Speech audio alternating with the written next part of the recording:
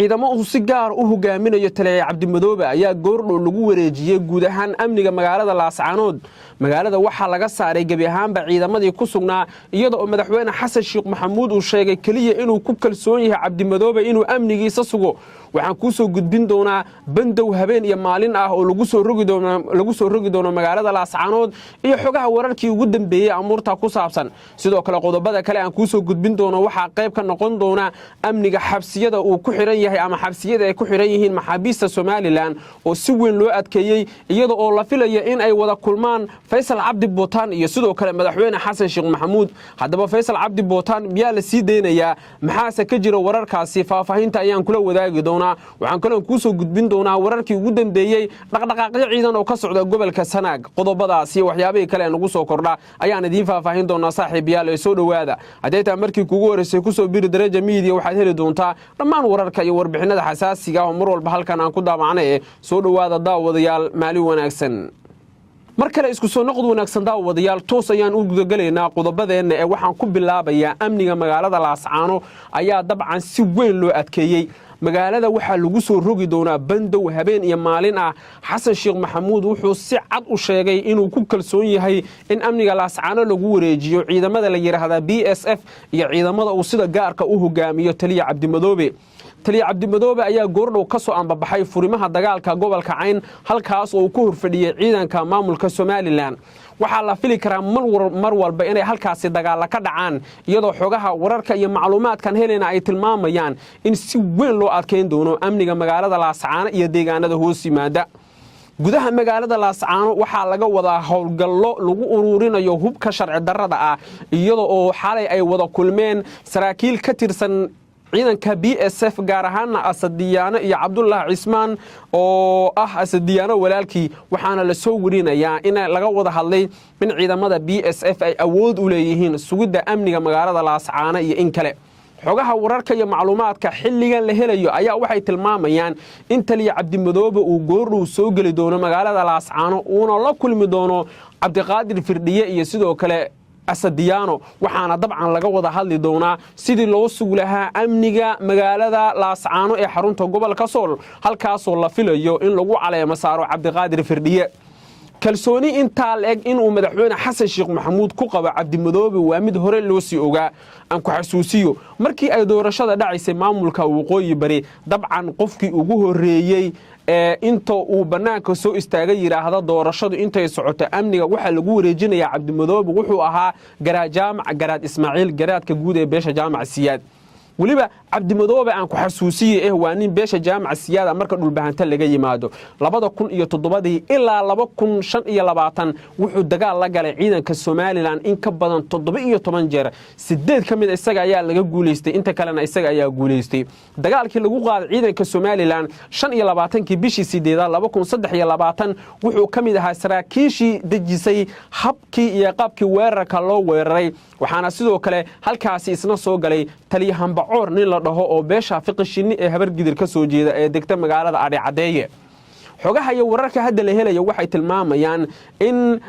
taliye Hambacoor iyo sidoo kale taliye Cabdi Madoobe ay is arki doonaan isla markaana ay dejin doonaan laba qorshe oo kala ah sugitaanka amniga Laascaano sidiisan ceeb uga imaan lahayn iyo in heegan la galiyo ciidanka difaaca Waqooyi Bari ee ku sugan jiidaha kuwaasoo dad badan ay aaminsan yihiin in ay Soomaaliland qorsheynayso weerar cir iyo dhul ah oo ay ka fuliso gudaha magaalada Laascaano iyo deegaanada hoos yimaada. wasiir ku-xigeenka warfaafinta Soomaaliland oo dhawaan warbaahinta la hadlay wuxuu sheegay in ay duqeyn doonaan magaalada Laascaano laakiin ciidanka Soomaaliland ee ugu dhow magaalada Laascaano waxay ku sugan yihiin magaalo la yiraahdo Og oo Laascaano u jirta 117 kilomitir. dabcan waana masaafo aad u dheer oo dad badan waxay aaminsan yihiin in hadalladaasi ay yihiin kuwa ku tiri kuteena ah oo aysan waxba ka bedeli karin xaaladda siyaasadeed ee halkaasi ka jirta sida ay wararka iyo macluumaadku tilmaamayaan. xogaha wararka iyo macluumaadkan helayna sidoo kale waxay leeyihiin 74 saac ee la soo dhaafay si weyn ayaa loo dareemaya dhaqdhaqaaqa ka socda halkaasi iyada oo macluumaadka iyo wararka aan helaynana ay sheegayaan in laga yaabo in dhowrka saac ee soo aadan ay wax badan isbedelaan dhinaca kale garaad jaamac garaad cali ayaa goordhow waxa uu kulan degdeg ah la qaatay garaadada maamulka waqooyi bari dabcan waxa hore u jiray khilaaf muddo soo taagnaa oo u dhaxeeyay garaad jaamac garaad cali iyo qaar ka mid ah garaadada maamulka waqooyi bari garaad jaamac dabcan wuu salugsanaa qaabka iyo habka wax loo waday marka laga hadlayo dhismaha maamulka waqooyi bari walow markii dambe si hoose qodobada qaar looga heshiiyey haddana xogahan helnay ayaa waxay tilmaamayaan in garaad jaamac garaad cali uu hadda doonayo in la xaliyo dhammaan qodobada la isku hayo sidaas si lamida waxaa si weyn loo adkeeyey amniga xabsiyada ay ku xiran yihiin ciidanka Somaliland macluumaad iyo warar soo baxaya ayaa waxay tilmaamayaan in ay macquul tahay in ay is arkaan Xasan Sheekh Maxamuud iyo Faysal Cabdi Bootaan mid ka mid ah saraakiisha ugu muhiimsan Somaliland oo ay gacanta ku hayaan ciidanka waqooyi bari maxaabiis miyaa la sii deynayaa maxaabiis miyaa oo laga qaadaya waa qaar ka mid ah doodaha hadda yaala gudaha magaalada Laascaano laakiin markaad eegtid carada uu Xasan Sheekh Maxamuud ka qaaday aqoonsigii Israa'iil ay siisay Somaliland hadda ma muuqato in maxaabiis la sii deynayo walow wax walba ay isbedeli karaan marka Laascaano la wada tago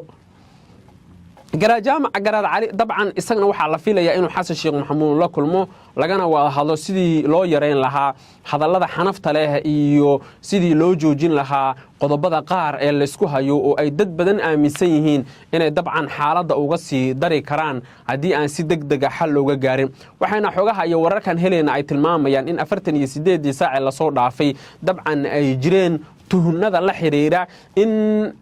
cabdiqaadir firdhiye iyo xataa garaad jaamac is arki doonaan hadda marka isku soo wada duuduutid Laascaano kulamadii ugu dambeeyay ee ka dhacay dhammaan waxay ku saabsanaayeen sidii xal loogu gaari lahaa maxal looga gaari lahaa qodobada la isku hayo sidii xal looga gaari lahaa waxyaabaha qaar ee dabcan keenaya in ay arintu fashilantay yani dhismihii maamulkii waqooyi bari uu fashilmo Xasan Sheekh Maxamuud waxaa la rabaa in loola tago hal mowqif ah ama hal mabda oo midaysan kaasi oo ah in Xasan Sheekh Maxamuud uu aqoonsado maamulkan curdunka ah ee waqooyi bari laakiin ka hor intuusan ba aqoonsigu imaan waa inay heshiiyaan is afgartaan wixii qodobo la isku heshiiyo dabcan ay ka wada hadlaan Xasan Sheekh Maxamuud iyo dabcan waan dhahay garaadada waqooyi bari laftirkooda sidaas lamida warar iyo macluumaad hadda soo baxaya sidoo kale waxay tilmaamayaan in ay macquul tahay saacadaha soo aadan in mowqifka garaad jaamac garaad cali uu isbedelo isla markaana uu aqoonsado maamulkan curdunka ah ee la yiraahdo waqooyi bari waxaana wararka iyo macluumaadku ay tilmaamayaan in garaad jaamac dhowr jeer lagu qanciyay in uu hadallada xanafta leh bal hoos u dhigo si looga wada hadlo qodobada la isku hayo oo ay dad badan aaminsan yihiin inay dabcan xaaladda uga sii dari karaan xogaha iyo macluumaadka hadda aan helayno sidoo kale waxay tilmaamayaan in dhowrkii saac la soo dhaafay si weyn loo dareemay guuxa siyaasadeed ee halkaasi ka jira arinta la xiriirta in maxaabiis la sii deynayay iyo in kale magaalada waxa ku jirta waa Laascaano ee war sheegaya in Xasan Sheekh Maxamuud uu u tagi doono maxaabiista